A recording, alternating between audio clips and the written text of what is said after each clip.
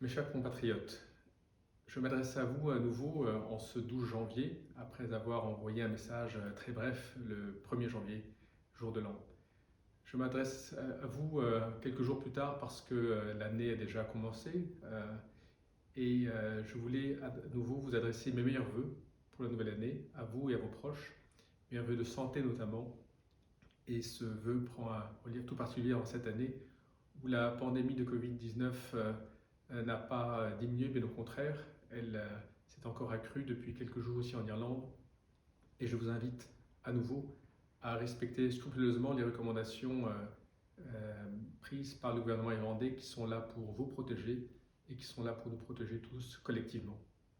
Et le moment venu, lorsque une vaccination vous sera proposée, je vous encourage vivement à l'accepter, encore une fois, pour vous protéger, pour nous protéger tous collectivement. Ce début d'année est aussi marqué sous de bons auspices pour la relation entre la France et l'Irlande.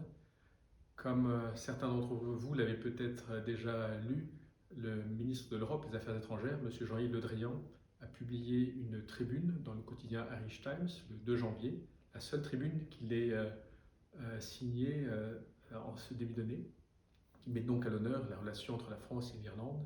Et dans ce texte, il appelle à resserrer encore davantage les liens entre nos deux pays, à donner un nouvel élan à cette relation bilatérale dans le contexte d'une Union européenne à 27 États membres, dans laquelle la France devient le plus proche voisin de l'Irlande dans une Union à 27.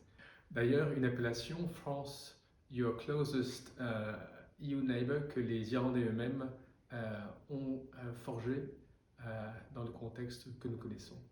Je vous invite dans ce cadre à vivre individuellement, partout où vous trouvez, dans vos comtés, dans vos villes, cette amitié renouvelée que nous souhaitons développer avec nos amis irlandais. Et de pays à pays, nous allons renforcer nos coopérations dans le domaine économique, politique, culturel et éducatif.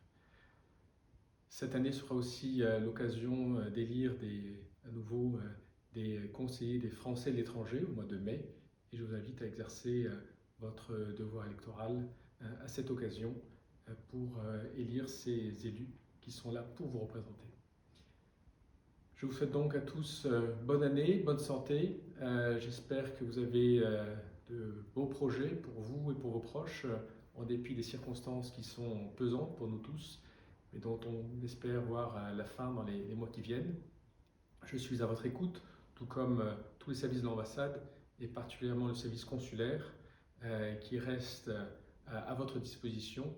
Et consultez le site internet de l'ambassade pour voir quelles sont les dispositions nouvelles que nous avons prises pour nous adapter aux restrictions sanitaires en vigueur. Donc bonne santé, bonne année, je serai heureux de venir à votre rencontre autant que possible et dès que possible à travers le pays, et sinon au moins par voie électronique. Tous mes vœux.